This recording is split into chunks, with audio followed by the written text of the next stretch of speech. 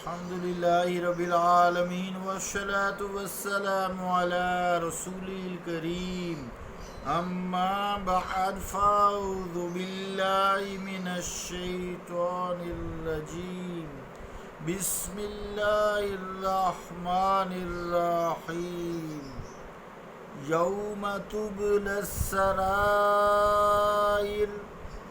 فما له من قوة ولا ناصر والسماء ذات الرجع والأرض ذات الصدع إنه لقول فصل وما هو بالهزل إنهم يكيدون كيدا وأكيد كيدا فمهل الكافرين أمهلهم رويدا صدق اللہ العظیم۔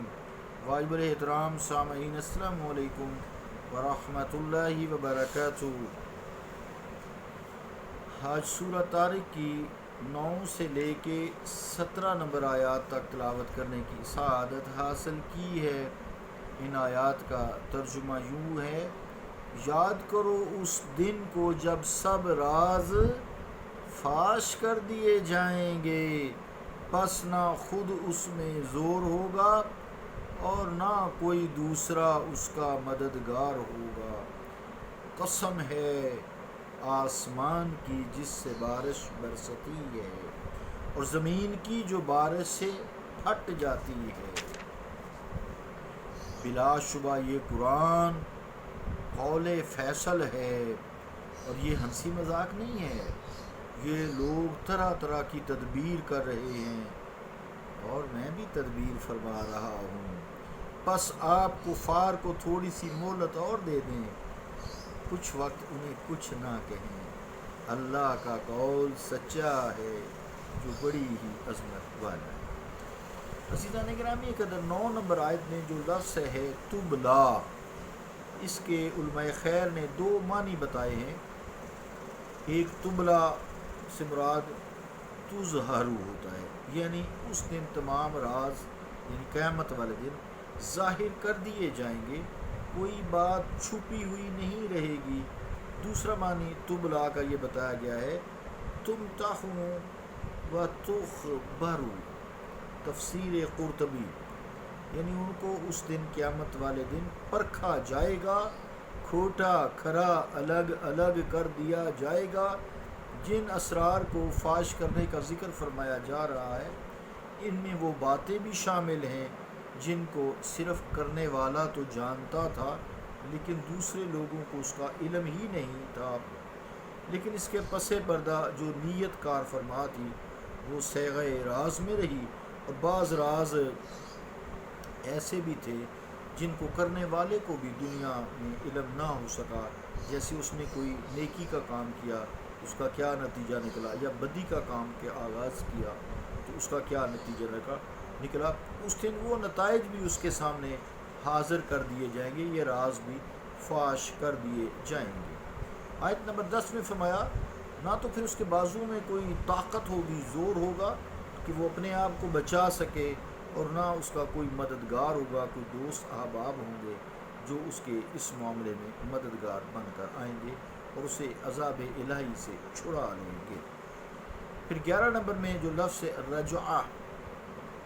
رجع اس کا معنی ہوتا ہے لوٹنا۔ یہاں اس سے مراد بارش لی گئی ہے، کیونکہ بارش بار بار لوٹ کر آتی ہے، بار بار برستی ہے، جیسے کہ آج کل آپ برسات میں دیکھ رہے ہیں۔ یہ نہیں ہوتا کہ ایک دفعہ بارش برسی پھر بند ہی ہو گئی، وقت بے وقت اس کا برسنا جاری رہتا ہے۔ اس کی وجہ یہ بھی ہو سکتی ہے کہ پانی بخارات بن کر اڑتا ہے، بادل بن جاتا ہے، برستا ہے، ہوا میں خنکی پہنچتی ہے، ہوا سے جب اس بادل کو خنکی پہنچتی ہے پھر تو لوٹ کر پانی بن جاتا ہے، ٹھنڈا ہو جاتا ہے جب تو پانی بن جاتا ہے اور بارش کی صورت میں پھر ٹپکنے لگتا ہے۔ یہ ایک سلسلہ بارش کا ازل سے، جب سے اللہ نے چاہا ہے دنیا تخلیق کی اس وقت سے جاری ہے اور تا قیامت تک جاری رہے گا۔ صدا کا لفظ ہے، اس کو کہتے ہیں شگاف کو، تو جب کاشتکار زمین کے اندر بیج ڈالتا ہے، پھر زمین پر سہاگا مار کر اس کو ہموار کر دیتا ہے، تو بیج اس زمین کو پھاڑ کر اگتا ہے، اس سطح میں اس سوراخ سے پھر باہر نکل آتا ہے، اس کو عربی میں صدع کہتے ہیں، صدع۔ عزیزان گرامی قدر، یہ قسمیں کھا کر پھر فرمایا گیا ان حقیقتوں کی قسم اللہ نے کھائی ہے کہ جن کا تم بار بار مشاہدہ بھی کرتے ہو، تم انجان اور بھولے بننے کی 1000 کوشش کرو، اس کا انکار تم نہیں کر سکو گے۔ اسی طرح قرآن بھی ایسے روشن حقائق کا مجموع ہے۔ 13 نمبر آیت میں ہے کہ قرآن روشن حقائق کا، حق کا ایسا مجموع ہے جن کا انکار کسی ہوش مند شخص کے لیے زیبا نہیں ہے، اس کے بس کی بات نہیں ہے۔ یہ قول فیصل ہے، اس کا ہر فیصلہ قطعی ہے، اٹل ہے۔ جس چیز کو قرآن نے حق کہہ دیا ہے، جس کو اس نے باطل کہہ دیا ہے وہی باطل ہے، جس کو حق کہہ دیا ہے وہی حق ہے۔ اس میں ذرا سے بھی وسوسات کی گنجائش نہیں ہے۔ زمانہ کی تبدیلی ہوتی ہے، تغیرات آتے ہیں، حالات کے تقاضے ہوتے ہیں، پرانی حقائق کو الٹ پلٹ نہیں سکتے۔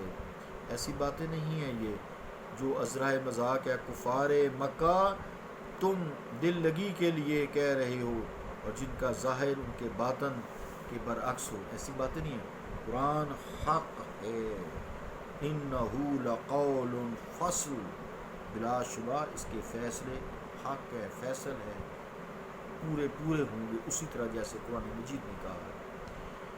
پھر عزیزان گرامی قدر 15 نمبر آیت ہے، اس میں فرمایا گیا کہ جو کفار اسلام ہیں،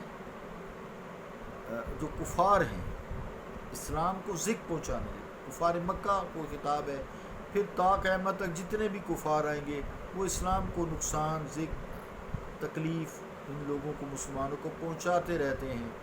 اس کے لیے حضور علیہ السلام کو بھی تکلیف پہنچاتے تھے، اذیت دیتے تھے، سازشیں کرتے رہتے تھے۔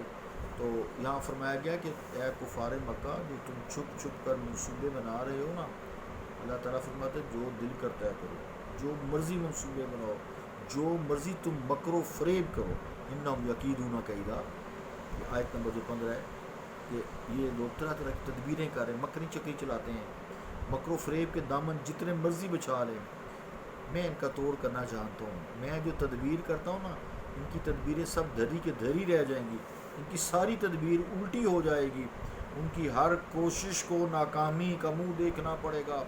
اللہ تعالیٰ ان کی جدوجہد کو، جو وہ کفر کے غلبہ کو برقرار کرنے کے لیے کر رہے ہیں، ان کی ناکامی ہوگی، ان کو شکست فاش ہوگی۔ جیسا کہ وہ بڑے کر و فر سے بدر کے میدان میں آئے تھے نا، انہوں نے یہ اعلان کیا تھا کہ وہ آج اسلام کا چراغ بجھا دیں گے۔ واللہ، وہ آئے تھے نا، یریدون لیطفئوا نور اللہ بافواہہم، وہ چاہتے ہیں کہ دین اسلام کو پھونکوں کے، یعنی اسلام کے چراغ کو پھونکوں سے بجھا دیں۔ یریدون، وہ چاہتے ہیں، لیطفئوا نور اللہ بافواہہم، اللہ کے نور کو پھونکوں سے بجھا دیں۔ واللہ متم نورہ، اللہ اپنے نور کو پورا کر کے رہے گا۔ ولو کرہ الکافرون، کافروں کو خواہ کتنا ہی ناپسند کیوں نہ ہو۔ تو عزیزان گرامی کے بڑے پھر جنگ بدر میں بہادر سورماؤں کا لشکر وہ ہمراہ لائے تھے نا، لیکن ان کی یہی چال ان کی بربادی کا باعث بن گئی۔ ان کے بڑے رئیس مارے گئے، مکہ کے گھر میں سفید ماتم ہر گھر میں بچھ گئی۔ یہی حال ان کی دیگر سازشوں کا ہوا، ہو بھی رہا ہے، ہوتا بھی رہے گا۔ کون سی غلط فہمی میں مبتلا ہے؟ 16 اور 17 نمبر آیت میں پھر اللہ رب العالمین نے اپنے محبوب کی دل نوازی کی ہے۔ فرمایا ہے مصطفیٰ ان کو چھوڑ دیں، دل نہ اپنا دکھائیں، ان کو ذرا مہلت دے دیں، میں نے بھی دی ہوئی ہے، میں ان سے خود ہی نمٹ لوں گا، ان کو میں ان کے کرتوتوں کا ضرور مزہ دوں گا، آپ صبر کریں، بس یہ میرا کام ہے ان سے نمٹنا۔